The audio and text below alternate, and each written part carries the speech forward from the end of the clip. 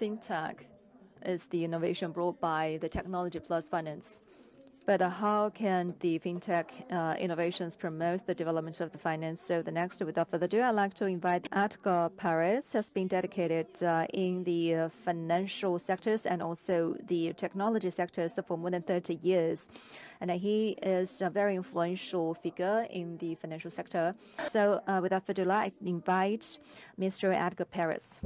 Over to you. Distinguished authorities and attendees to this conference, good morning, and thank you very much for the invitation. Innovation never stops. The pace is accelerating, and as you can understand, these changes have been happening over the last decades, probably accelerated since the advent of the internet. Once upon a time, any company that wanted to start a project had to think about not only the application to be developed, but also the hardware, the people, the space, air conditioning, and so on. A huge investment. Today, thanks to cloud computing, that becomes a different model. Now you pay as you go. Now you have a menu of options in hardware and software for you to take advantage of. So instead of the period of weeks or months that any new development had to go through in the past, today you can make some changes. You can only think about the application and then contract everything else for you to start offering new services to your clients quickly. The competition is doing it. So companies today will also need to be at that pace. That's happening today. So major companies today like Microsoft, Huawei, Alibaba, now they offer cloud services that allow you to quickly get to market, quickly bring new services to your clients who are demanding for that. And obviously for you, it becomes more efficient to do so. First of all, many people now are using cell phones, connectivity. Therefore, activities that we used to perform in person, attending a conference, going to the bank, or doing any transaction, for example, now happens to be online. So now that's one factor for this increased data volume. Another one, of course, the richness of the data. Now we're not only using text, now we think about video, conversation, social media, so many different levels of data, obviously that take more space, and also the number of devices, cell phones, computers, tablets. It's amazing at home how every member in the family has a screen. And of course, that's increasing the requirements of companies, how you're gonna process the data. You need to still get insights. And that's where big data comes into the picture, because you still will need to find how you're going to serve your customer who are using more data, who are requiring more capabilities, and still who demand also better services and products. Big data plays an important role today to be able to accommodate. And 5G play an important role only in these 2 years, since 2019 when 5G was deployed. The volume of data continues growing, and now we have 5G to accelerate that. Latencies, of course, is decreasing. We can get more channels of information at the same time, and that's creating an avalanche of data that is going to be entering systems. And companies will need to think, how are we going to be able to process this data? AI comes again to help us, because AI thrives on data. The more data we have, the better our models, the more accurate. And the fact that now that we have such volume of data means that our models eventually will become better and better.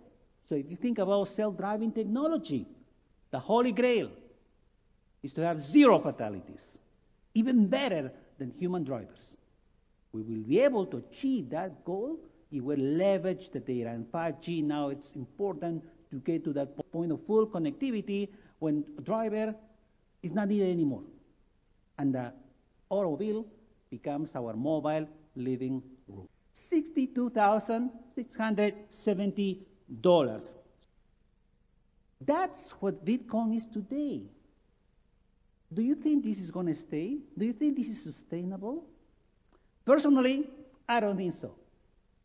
Bitcoin is a fact, as many of the other cryptocurrencies available today.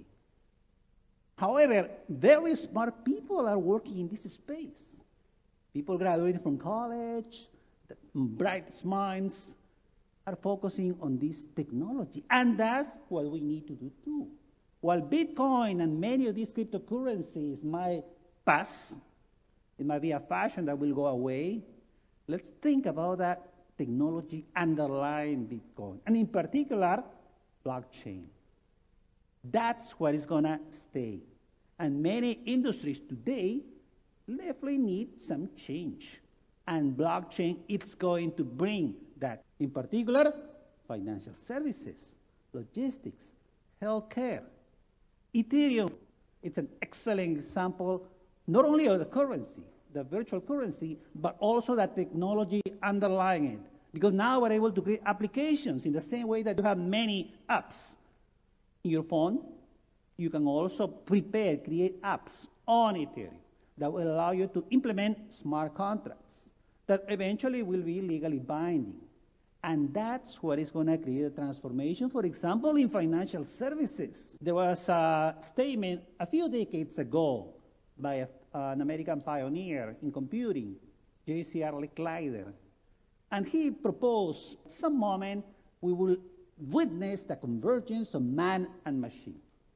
So man will eventually become smarter thanks to computers. And computers will become more personable thanks to human touch. So that's what we're witnessing today. Brain-activated interfaces are now in place and also in further research. Because we need to think about not only well-being of the society's most capable people, but everybody. And when you think about people, for example, who are disabled, who are not able to walk, or who are not able to use their hands, how are they going to be able to use phones, computers?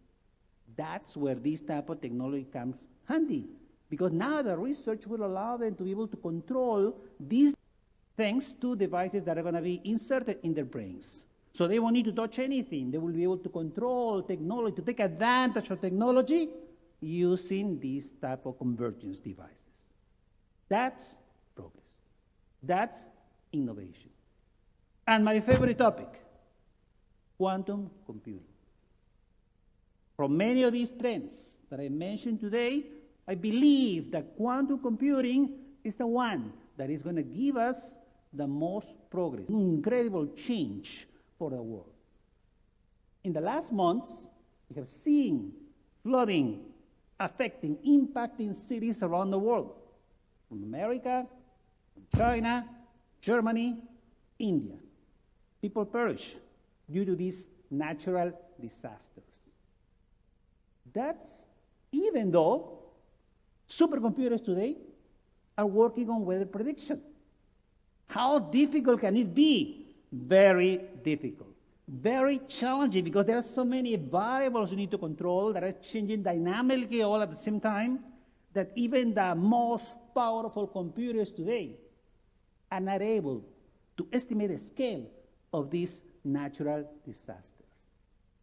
That's where quantum computing can come helpful. Because quantum computing by nature, thanks to the power of qubits, will be able to control these many combinations, these many variables, these many changes. So using quantum computers when they become available, hopefully in the next decade, will transform not only technology but society in general. If you think about the evolution of this technology, of course, we're still early, 1940s, if you think about traditional computers. So there's still a lot of way before we think about deploying this technology in a massive way. That doesn't mean that traditional computers will disappear. It will coexist. I think there are going to be still applications for those traditional computers, but still opening up a new universe of applications for quantum computers. Now, that's the innovation that we see in technology. BCG, a well-regarded consulting company, came up with this ranking, 50 most innovative companies in the world. And of course, if you recognize the list, let's only focus on the first 10. I can tell you, innovation is mostly happening in technology. So I can give this statement. The top 10 companies in this list are in technology. You might raise your hand and say, wait a minute. Yes, I see there some big tech names. But I also see Pfizer. What makes Pfizer a tech company? Pfizer was one of the companies that last year focused on developing a new vaccine for COVID-19. They focused on this task, and they were able, as many of these companies, to reduce the time frame required to produce a vaccine from typically 5 to 10 years to less than 1 year. And that's why we have now access to these vaccines around the world. In order to do so, the company took advantage of prior digital transformation efforts and also the deployment of AI internally. So when they were testing these vaccines in 40,000 individuals, they were able to do so faster and more efficiently thanks to AI. Thanks to these technologies, Pfizer now is a technology company working in the healthcare field. And that's the path for most organizations. Technology becomes an important part to your survival. If we look at financial services, this used to be the universe in financial services, a very simple world when it was easy to find your classification. You were whether in banking, you were in insurance, or you were in securities. Very simple.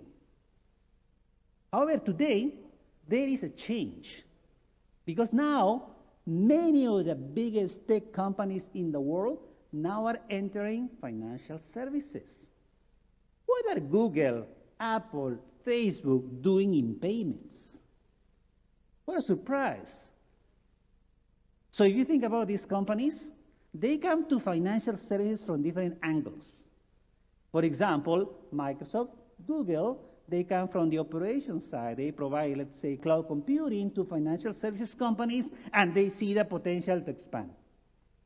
Another approach would be Facebook, that have access to 2.5 billion records of users.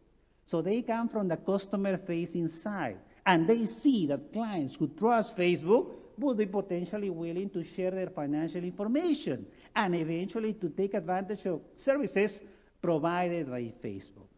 So the field, the point of touch, it's going to be different, but nonetheless, these companies, technology companies that are so good at managing data, feel that at the end of the day, delivering financial services becomes a data game. The more data you have, the better appreciation of your client's profile. So when you think about clients who definitely share their information in social media, who share the information of their shopping activity with JD.com, for example, these companies now get access to a universe of data that allows them to price risk, to offer financial services, a province of activities that used to be constrained only to financial services companies. And that's a risk for financial services companies, of course.